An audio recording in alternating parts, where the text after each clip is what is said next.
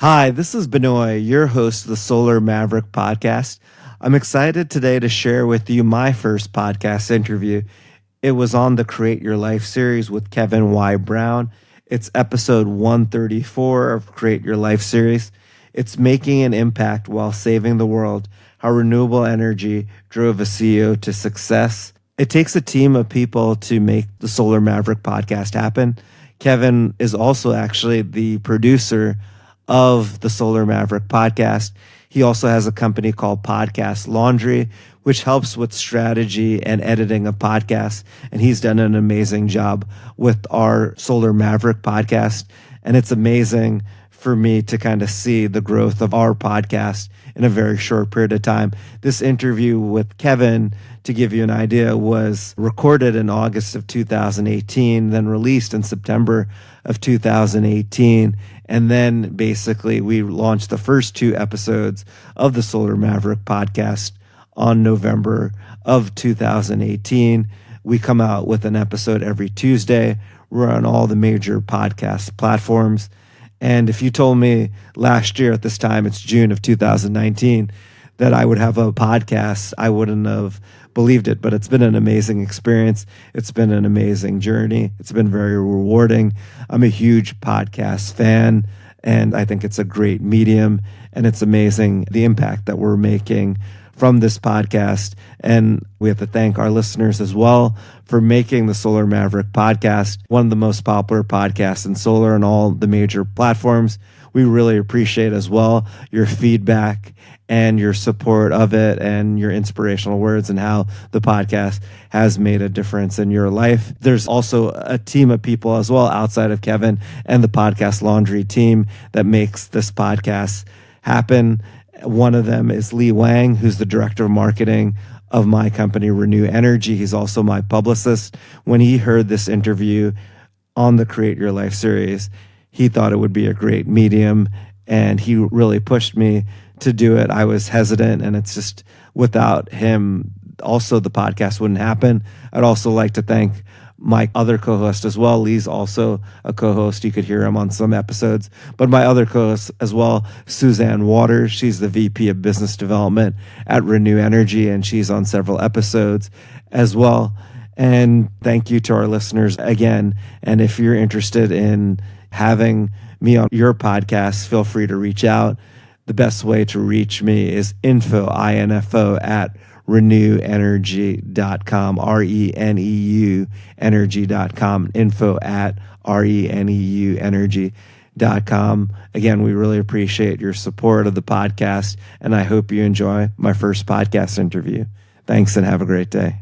Hello, everyone, and welcome to the Create Your Life series, where we help you maximize your potential and results in the area of personal development, entrepreneurship, and travel. And I'm your host, Kevin Y. Brown. Create your life. Crée ta propre vie. Create your life. 创造你的生活。 Create your life. Crea la tua vita. Create your life. Ontsteek jou lewe. You better create your life. Create your life. Create la vie. Create your life. Create your life.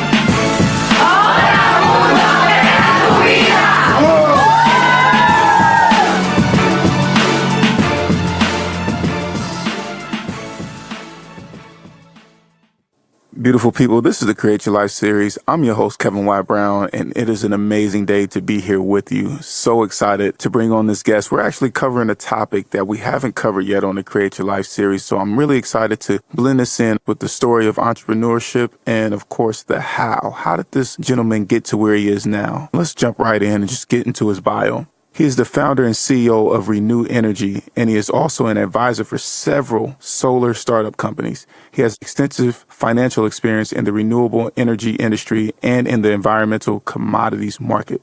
Before founding Reneu Energy, he was the SREC trader in the project finance group for SolarCity, which merged with Tesla in 2016. He originated SREC trades with buyers and co-developed their monetization and hedging strategy with the senior management of SolarCity to move into the East Coast markets. He was the vice president at Vanguard Energy Partners, which is a national solar installer where he focused on project finance solutions for commercial scale solar projects. He also worked for Ridgewood Renewable Power, a private equity fund where he analyzed potential investments in renewable energy portfolios. He also worked on the sale of all renewable energy projects in Ridgewood's portfolio. He was in the energy structured finance practice for Deloitte and Touche and financial advisory services practice at Ernst & Young. He received his first experience in finance as an intern at D.E. Shaw & Co., which is a global investment firm with $37 billion in investment capital. He has an MBA in finance from Rutgers University and a BS in finance and economics from the Stern School of Business at New York University. He was also an alumni scholar at the Stern School of Business. Ladies and gentlemen, we are talking about no other than Mr. Benoy Thanjan. Benoy, please say hello to the Create Your Life series. Hello, everyone. Thank you, Kevin, for having me on the show. It's so weird to hear my bio read to me and looking at all the moments that got me to that point. So thank you for having me on the show, and I'm excited to be here and talk about kind of my road to entrepreneurship. I am super excited to go into the subject matter. I feel like solar is something that's very important, but that seems to not get its just due. So before we jump all the way in, I want to know from you, what exactly does Reneu Energy do? Sure. So Reneu Energy is a company that I started 6 years ago.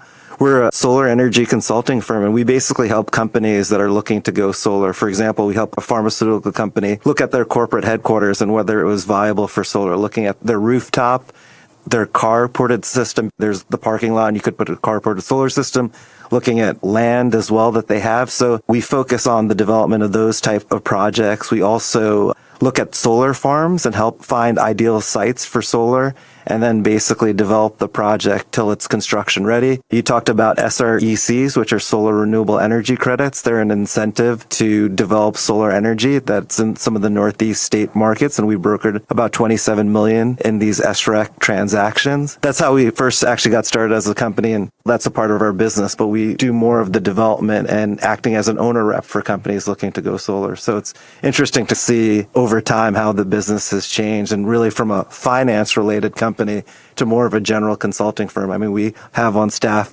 people with an engineering background, permitting. I feel like now I'm actually an engineer because I'm on roofs all the time on potential solar fields. So 3 weeks ago was our 6-year anniversary, and it was just me and a MacBook in September of 2012. And now it's just amazing how quickly the company has grown, and solar has grown as well within that time period. So, dude, congratulations on your 6-year anniversary. That is amazing. Thank you. I'd have never thought I was going to be here when I first started the company, and now to look 6 years later, I know they say 50% of businesses fail within 5 years. 33 1/3% within 3 years. Right. So I'm just happy to be in that mark, not getting overconfident, continue to being humble, continue to develop myself, continue to add value to our clients. So. Absolutely. Tell me, how has Reneu changed and evolved since you've started? Sure. So when we first started, we were purely this SREC broker. And we were just basically finding sellers looking to sell these SRECs to energy companies that have an obligation within their state to have a certain percentage in renewables, and they purchase these credits, which represent 1 megawatt hour of solar energy. That was pretty much the business. But I talked about some of the owner rep services we do. We've also helped with corporate strategy as well. I was actually in India last year helping one of the biggest Indian solar panel manufacturers with their strategy of selling panels into the U.S. We helped a big energy company and created research on why they should potentially invest in the New Jersey, Maryland market. We're also helping different government agencies coming up with policy to increase the amount of solar development. So it's kind of amazing to just be an SREC broker to now we basically do anything in the solar space. It's funny because a lot of times people will be like, hey, can you figure this out in solar? And we can, and then we figure out a solution and add value to our clients. What inspired you to get into solar?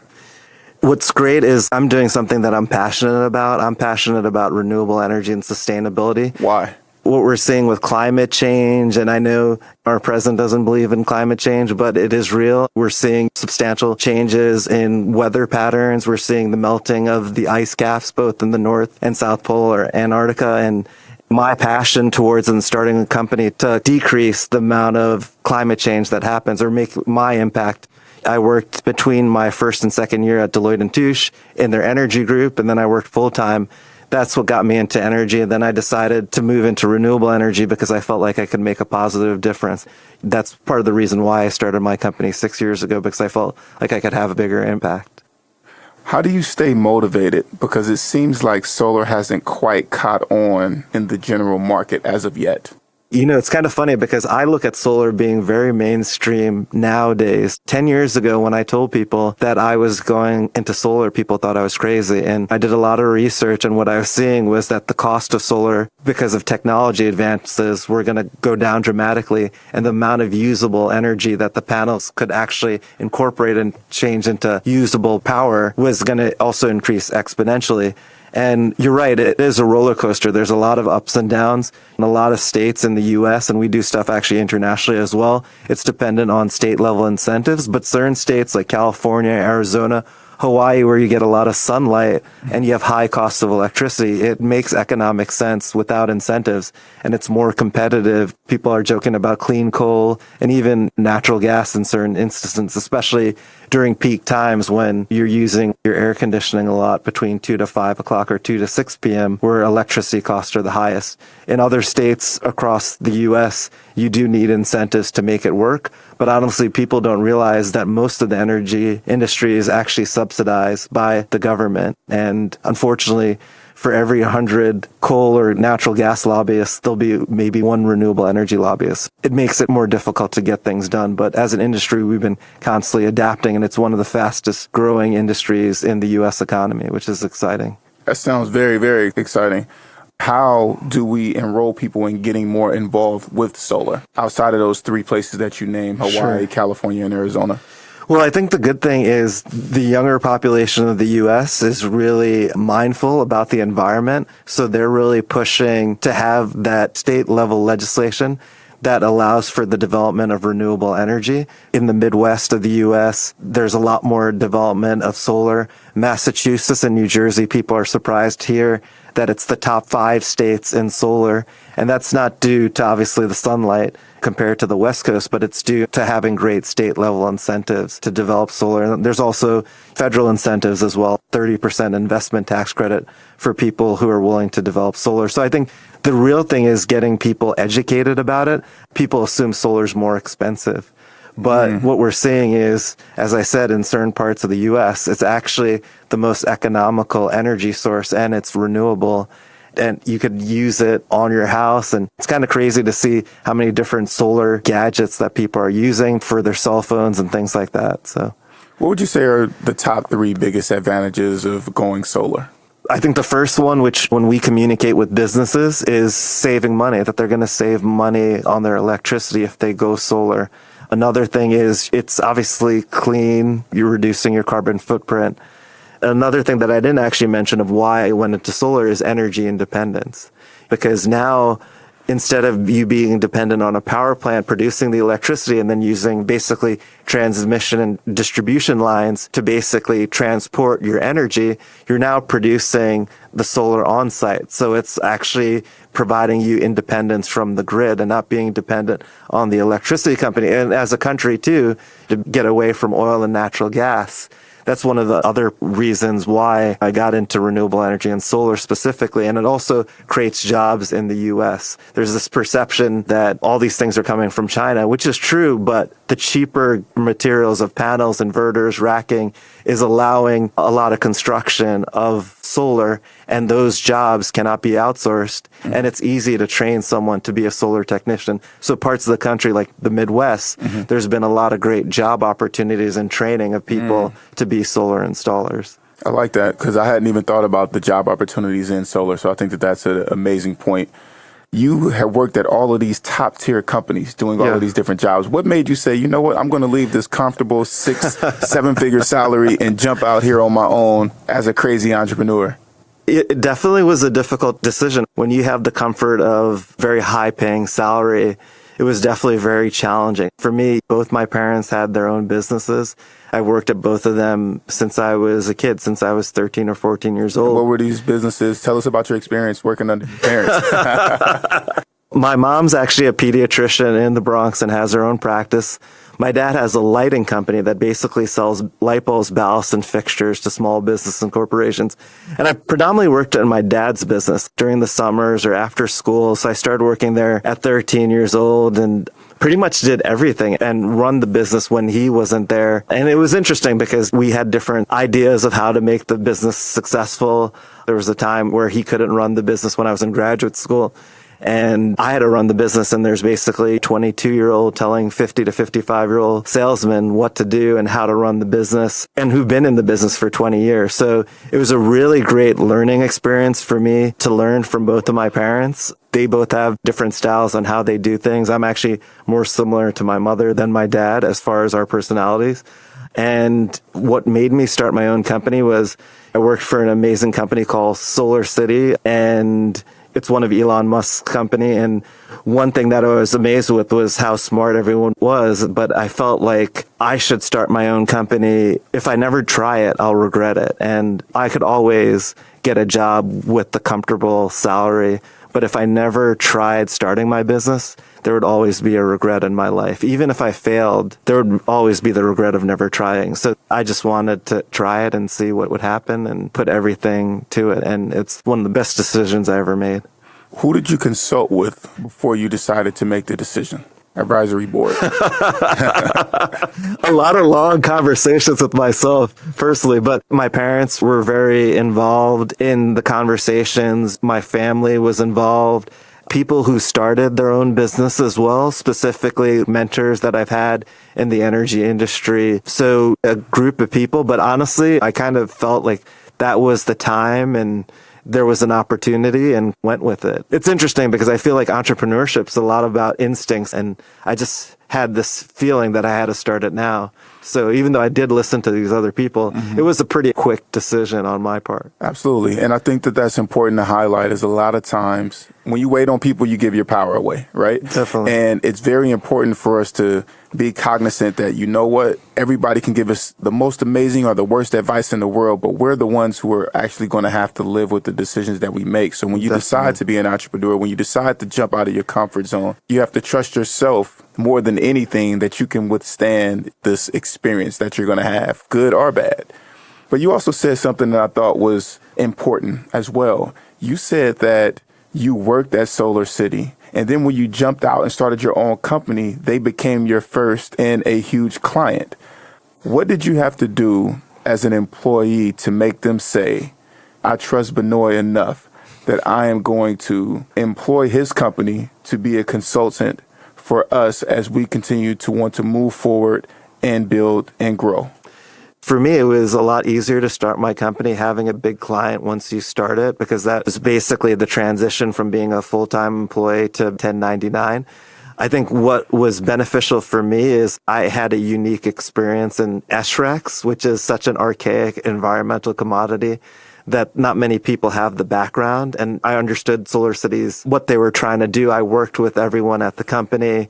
We kind of had a solution of how to be successful.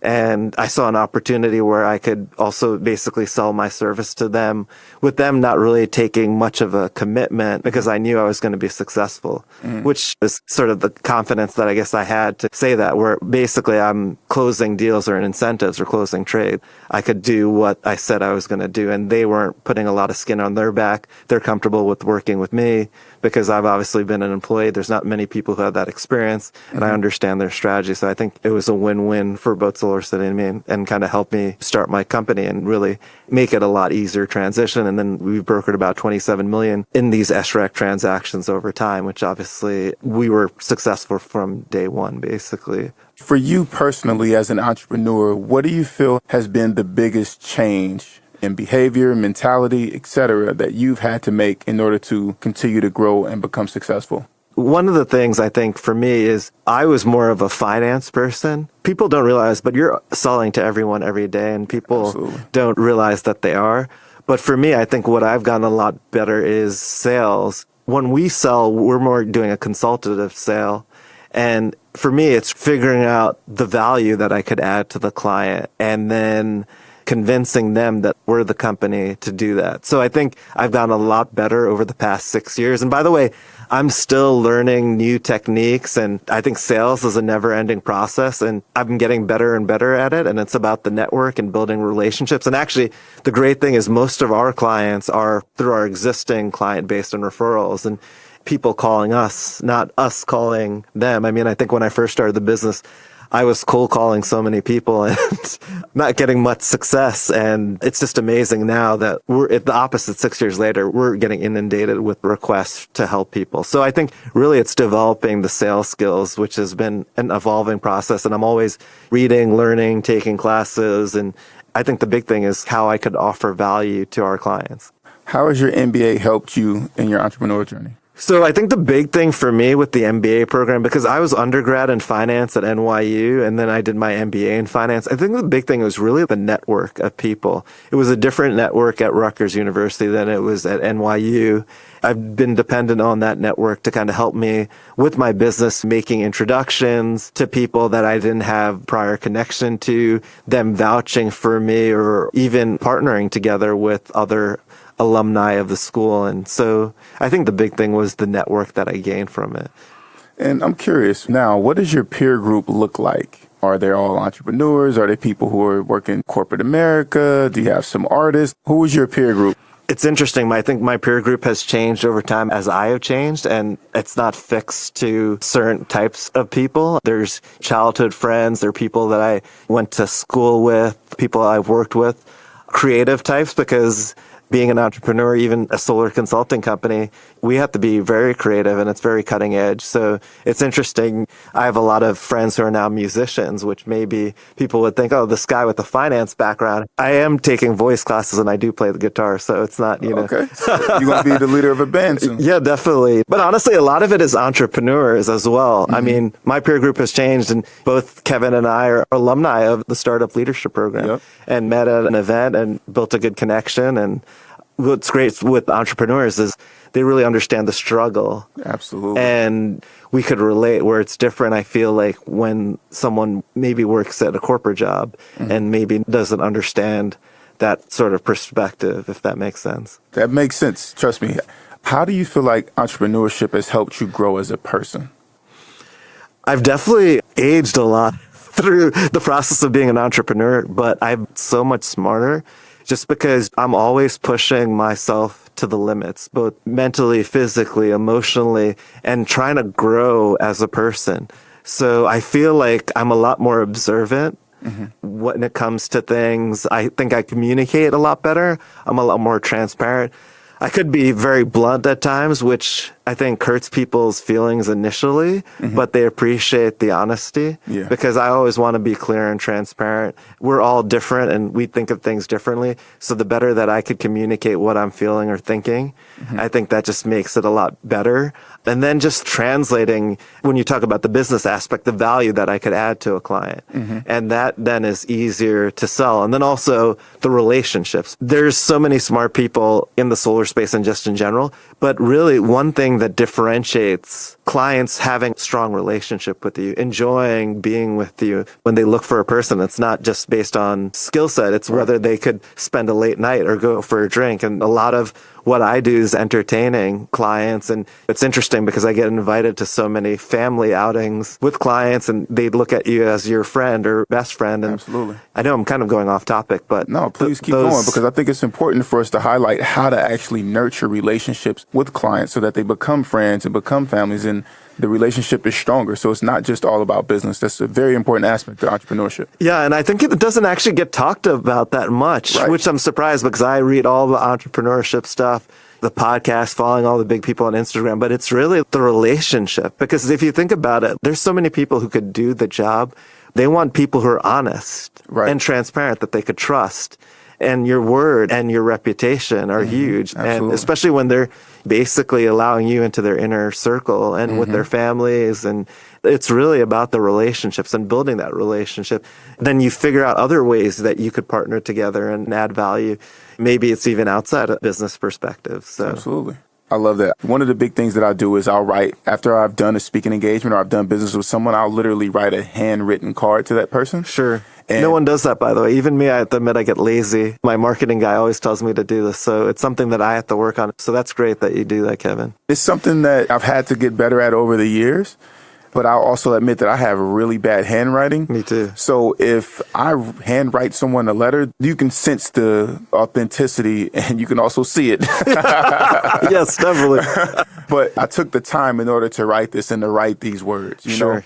And so it's just a part of strengthening the relationship. But I would ask you, what are some other ways or things that we could do in order to strengthen the relationship so that we do get invited to the cookouts and the baby showers that you are, invited to? One of the things, and I know people talk about this all the time, but when you meet someone for the first time, you take notes on a card, basically important parts. A lot of that is about their personal life or things that we have in common. Mm-hmm. And then whenever I meet with someone, I always have notes of it, not just of the objectives of the meeting, but also personal things that we kind of like vibed with or something big in their life. And so people really appreciate it when I reach out to them and contact them and I ask them about things than just business. Because sometimes I feel like, and I've had this experience as well, people trying to sell to me and it's just all they're all is about is business. And for me, it's not just about the business.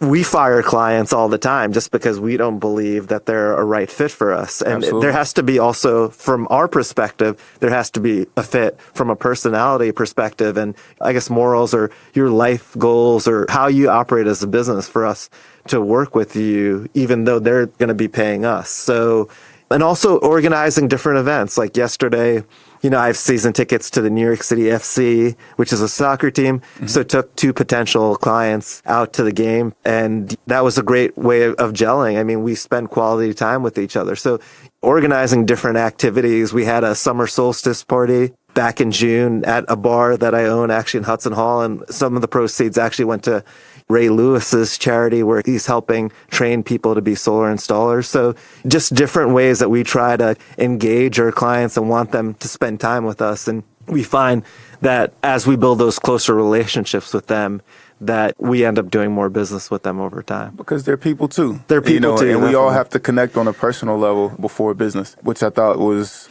Which we did. After the SLP absolutely. thing, we went for drinks afterwards and, had a great time after the orientation for interviews Absolutely. for next year's program. So. And Create Your Life family, I'm going to tell you how amazing Benoy is. So I text one of my friends, actually a guest who has been here on the show, Janaea Griffin. I text her and I say, hey, how are things going? And she responds back with the text of a picture of her and Benoy in Los Angeles. And I'm like, how? Benoy, he's everywhere. This guy, he's famous. I just thought that was amazing. But Benoy has this amazing ability to be able to connect with people authentically and just have that conversation. He's just really a nice guy. And so, as a matter of fact, I think 2 days after we met, we were meeting in my office, if I'm not mistaken. Yeah, we met in your office Friday morning, actually, because the thing was on Wednesday, and then we met at your office on Friday. Yeah, so good people, I say. It's a universal language of when you can bond with people who have a similar energy and just good overall people. Yeah, definitely. And I mean, Kevin made the intro to Janaea, which she came to the event, which I wouldn't have met if you didn't invite her to the event. And now we're talking about partnering with her. Kevin's pretty well networked. And so I really appreciate the introduction. And it's all about being your authentic self, and I think people really appreciate it. I'm not totally motivated. I know this might sound weird to people, to how much money we're making. I'm motivated by being passionate about renewable energy sustainability and adding value to our clients, and all that other stuff will come. I think when you're looking at it from that perspective, people see that you're authentic and genuine. I don't know if that makes sense, because I feel like people are so focused on the money aspect of it as an entrepreneur, but it's really focusing on adding the value, and the money will come. People have no problem paying for value. Absolutely. I want to switch it up a little bit. I want Sure. to go back to when you decided that you wanted to jump into entrepreneurship and into solar. What would you describe as that defining moment that essentially you decided to create your life and get on this path that you're on right now? Was there a particular thing? I think for me, it was frustration of being in the corporate world, because I felt like I didn't really have freedom to kind of do what I thought was right. And I thought some of the solutions that I had were great solutions to what we're trying to do. Unfortunately, based on other things, it was decided to do something differently. Whereas when you have your own company, I do whatever I think is the right solution, and then we'll see what happens. And you get the glory if it works out, and whatever if it doesn't. So for me, it was really frustration with corporate America. I felt like I'm not building something lasting, if that makes sense. Because once you leave a company, they basically take everything you have. So, which is not necessarily true because I've been in the solar space for 6 or 7 years before I started my own company. So those relationships and those connections are still coming to place today in my own company. But really, it was more of the frustrations of being in corporate America and wanting to be financially independent, if that makes sense, and being not dependent on one income source.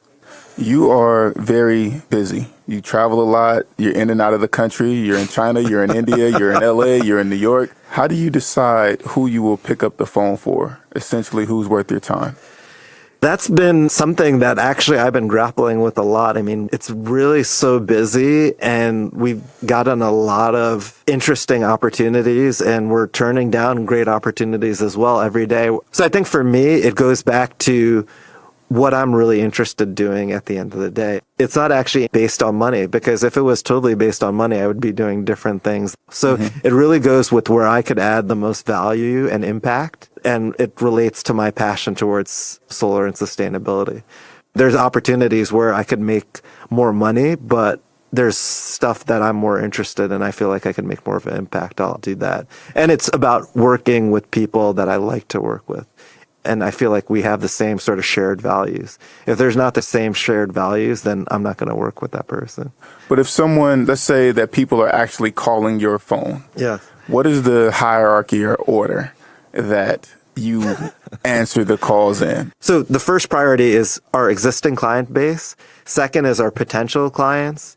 We've sent out proposals and we're talking to them about being a client. So, and they have the same shared values that I talked about before where we want to work with them. And then the third is like companies that we're partnering with, opportunities that we find interesting. The other stuff, I'm usually very transparent in the beginning if I don't think it's going to work. There are people who are calling me every single day for weeks and sending emails and things like that. And I don't want to waste people's time. I do try to get back to everyone who's reaching out, but it's challenging because we're a limited amount of people and the amount of requests that are coming in. Earlier, you talked about doing things that matter to you versus doing things for money. You mentioned owning a bar. Yeah. And you've diversified some of your investments in different industries. Can you tell us a bit about your investments and also how do you decide what a good investment is? Sure. So for me, obviously I'm passionate, as I probably said already a million times, about solar and renewable energy, but I never want the business totally dependent on me. I'm going to work till I die because I'm passionate about what I do. I love getting up in the morning. It's not hard for me to get up at 5 o'clock because I'm doing what I love. But I don't just look at myself as a solar person. I have a lot of different interests. And I want to build a lot of different passive income streams where it's not dependent on me and where I don't have to get up in the morning and think that I have to hustle to kind of make this month's rent. So we get approached by a lot of different opportunities. I've invested in a renewable energy project. I have equity in a solar development company. I mentioned about this bar that I'm an investor in, and I also invested recently into 2 restaurants that are going to be opening up later this year. We have investments in stocks, real estate, cryptocurrency. So it's really for me to find a good investment when it's not me doing the actual management of the business. It's really about the people and really whether they have a track record of success, whether they have a similar sort of shared values. One of the best opportunities I see, then it kind of attracts my interest. So really for me, as far as different investment opportunities, it's the people that are running the business. It's about having the shared values and then seeing a track record of success prior to starting that out. Because I wouldn't invest in someone who doesn't have experience or successful sort of exits. When you're talking about investing into companies or restaurants or bars, that's all really about the people, and the people make the difference. This episode is brought to you by Podcast Laundry, a podcast editing service that gives podcasters more time to be creative by handling the dirty work of editing and all of the behind-the-scenes work that podcasters hate. If you're a podcaster, check out our services and purchase a package today. Spend more time doing what you love and let Podcast Laundry do the dirty work for you. Visit podcastlaundry.com for more information. Okay, Benoy, we're about to switch modes. Can you swim? I could swim, yes. Okay, because we're about to jump into the dolphin tank. Are you ready for this? I guess I am. All right. I'm ready, Kevin. This is rapid fire, man. Sure. What are your goal setting methods? And how do you make sure that you are growing each year? So every year I basically come up with the goals that I have a person and a business before January 1st. In the beginning of December, I kind of come up with the goals, and then I come up with basically numbers to those goals. And then I have timeframes to get to those goals. Every day I look at those goals. Every day I actually write. Sorry, I have bad handwriting. So I type it in my notes in Apple. And that's become a habit that I try to do every morning or evening. I have to admit, honestly, I've been traveling so much that I haven't been good with it, but I've been forcing myself the past couple of days to do it. Prior, what was holding you back from creating your best life?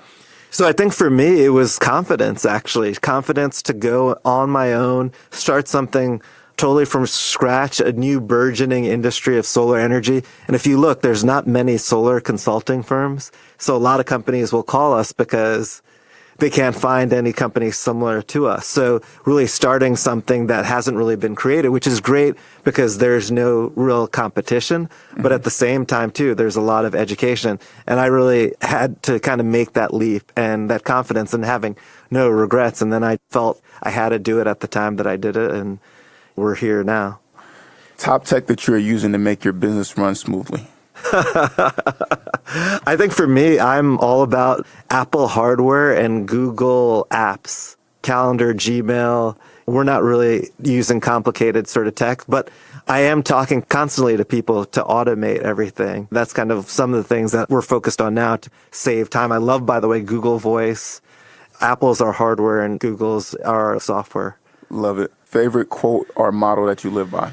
Sure. So it's interesting. This is my high school quote. Okay. The difference between a successful person and others is not a lack of strength, not a lack of knowledge, but rather a lack of will. Vince Lombardi, the former great Packer head coach. I'm a huge football fan, huge New York Giants fan, season ticket holder.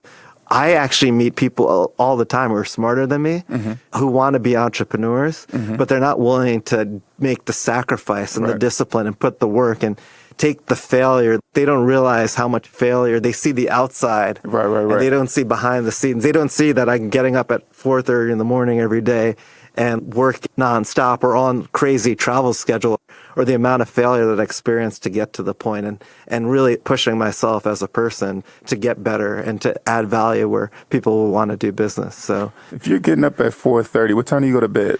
I try to get to bed at like 10 o'clock, 9:30, 10 o'clock. I used to be like a night owl, but definitely there are times that I'm entertaining clients, going out. I got home late last night and I was still up at 5:30. Probably in the afternoon I'll feel it, but habits are very important.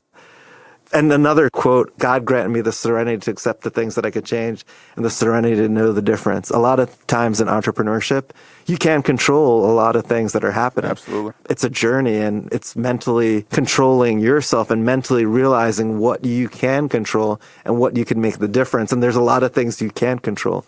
And that makes a huge difference on being successful or not in life, I think. So sorry I went on tangents on that. Dude, I'm loving everything that you're saying right now. It's so true. And speaking of you being a Giants fan, Chris Canty was actually a guest on the show. I love Chris Canty. He was on the Baltimore Ravens and then on the Giants for 2 years. And I remember you telling me, because I think when we were at the bar, I was telling you how I'm a huge Giants fan. Yeah. So he's good people, man. He seems really nice. He was very intelligent. His level of humility, commitment to giving back to the community. One of the biggest things that I wanted to cover with him was finances for athletes, because you hear a lot of the 30 for 30, you know, how athletes go broke, et cetera. And he talked about how he didn't have the knowledge of finances. And so he was okay with admitting that to himself and going out and actually seeking the help and the wisdom in order to be able to change that. And then he talked about also what it took to become a professional athlete. And being drafted by the Cowboys, all of these things that I feel like a lot of times you don't get when people sit down and talk to professional athletes or people of this caliber. So it's really transparent and open. You know what I liked about what you said about Chris Canty, and I think is huge for entrepreneurship, is be humble. Because I learn every day from everyone, and I'm observing everything. We all have our own blinders on stuff, but really you could never get overconfident of being an entrepreneur because you're competing against everyone. There are people that are trying to do the same thing that I am, but it's about being humble and learning and taking feedback, both positive and negative. I mean, I love negative feedback because I'm trying to improve. I find people have a hard time giving negative feedback. I listen to everyone and I learn a lot. And it's about giving back to the community as well. And I think that's a big thing too. Life's not just about having a successful business. It's really giving back. Absolutely. What is your favorite or most impactful book that you've read? So a book that I really love is a book called The Power of Habit by Charles Duhigg. Mm-hmm. And he talks about changing to positive habits and that it takes 21 days or 3 weeks to then have that as part of your routine. For example, we mentioned that I've been traveling a lot. I've gotten some bad habits, especially eating, and I've gained some weight from all the traveling. Mm-hmm. And now I started implementing the positive habits. For example, being consistent with waking up at a certain time or having a healthy breakfast or doing meditation, which is something that's really helped me. I use the Headspace app. Oh, yeah. I guess it's another technology thing, but it's just amazing how it's allowed me to calm down and really think of things more strategically, because at the end of the day, entrepreneurship is not a race, it's a marathon. And it's about using your energy the right way. When I first started my business, I think I was only sleeping 2 to 3 hours a day. And then after a few months, I was just exhausted mentally, physically, emotionally, and I had to change things to be successful. So I think The Power of Habit is a great book. And if you haven't read it, you definitely should check it out. It's by Charles Duhigg. The thing that I want to say about habits to create your life, family, is when you're implementing new habits and you're working to become a better version of yourself, keep in mind that if your goal is you need to work out 5 days a week, 3 days a week, and you skip a day, forgive yourself and then allow yourself to go in the next day. Don't stop because you missed a day or something like that. We're focused on progress, not perfection. That's huge. And I think every day is a new day. That's the way I look at it. Another thing is focus on compartments, because if you think of a week ahead or months ahead, really you only could focus on the now. But a really great book that I really enjoyed was How to Stop Worrying and Start Living by Dale Carnegie. And he talks about how to manage stress and worry. So definitely it's all about progress. And this is the issue with resolutions that I have in New Year's. People are like, yeah, I've never went to the gym the past 3 months, but I'm going to go 5 times the first week of January.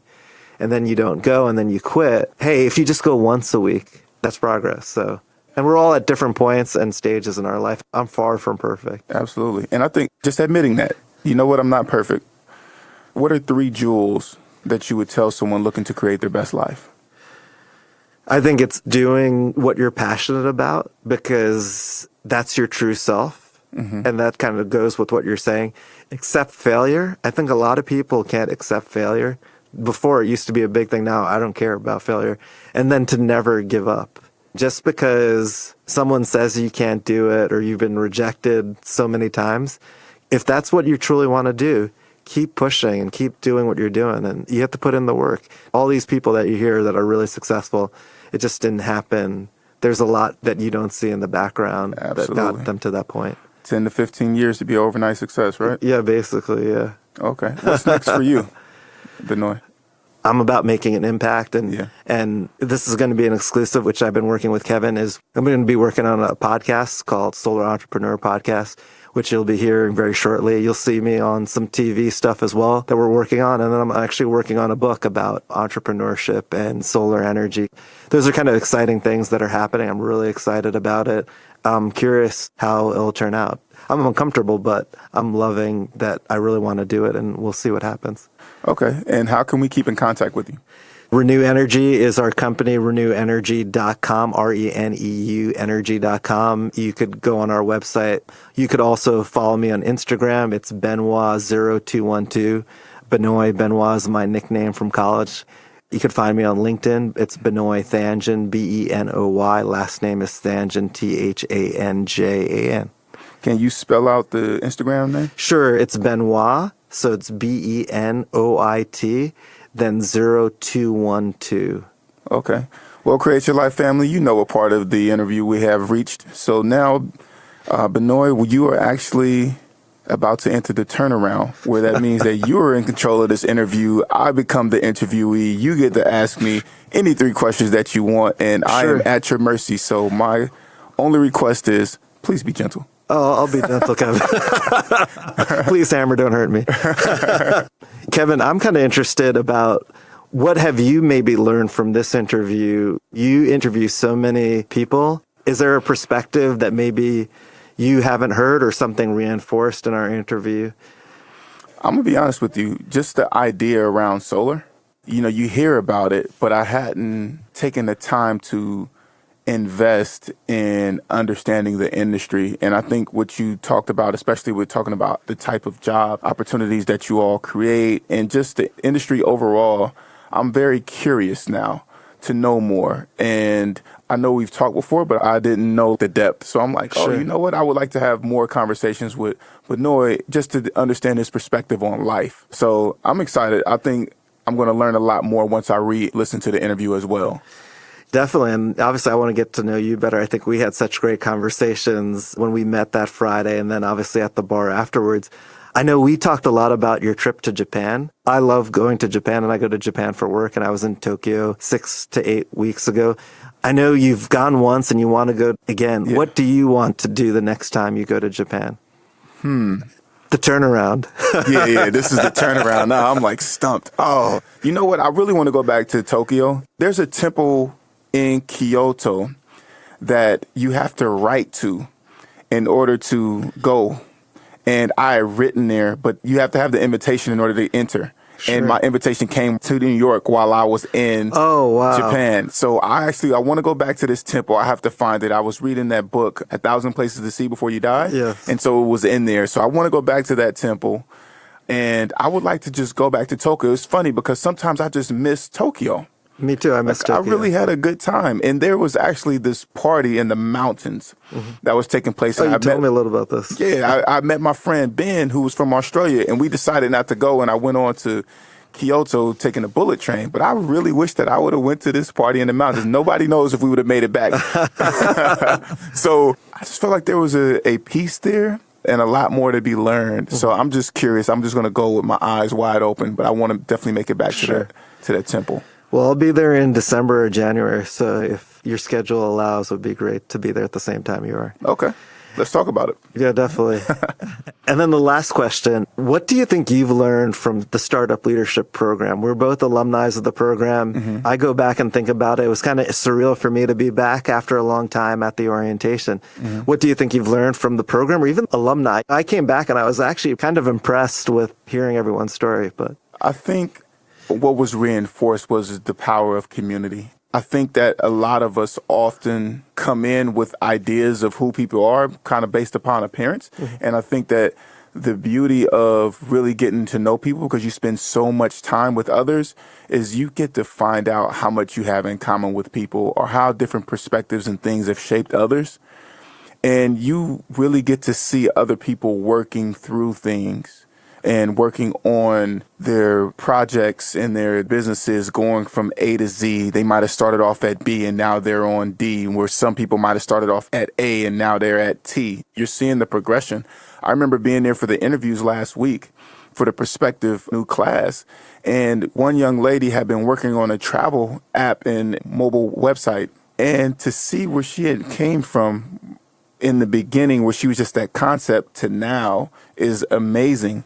And to understand what it takes and be able to be a part of that conversation and offer suggestions along her journey is just super rewarding, because you get to bounce this idea and this feedback off of each other. So it's an amazing experience and a blessing to be a part of the community. Yeah, definitely. I'm blessed as well to be a part of the community. And I think I definitely want to be more involved. And it's an amazing community, and I'm happy to be a part of it. Well, Benoy, man, thank you so much for being on the show. Thank you for having me, Kevin. This was an amazing experience. Thank you. Pleasure. Well, Create Your Life family, we will see you back here next week. Beautiful people, if you enjoyed this episode of the Create Your Life series, be sure to download it from our podcast, which is available on createyourlifeseries.com, iTunes, Stitcher Radio, and Google Music. Also, be sure to leave a review of the podcast. You can catch us live on Sundays from 5:30 to 6:30 p.m. Eastern Standard Time via 90.3 FM in New York, or on Facebook Live at facebook.com/KevBrown1. We encourage you to participate in the conversation on Facebook or call in at 212-650-6903. Follow us on Instagram at CYL Series and at Kevin Y. Brown. Be blessed, and we'll see you back here live next week. Create your life. Crée ta propre vie. Create your life. 创造你的生活。 Create your life. Crea la tua vita. Create your life. Und skip your liver. You better create your life. Create your life. Create la vie. Create your life. Create your life.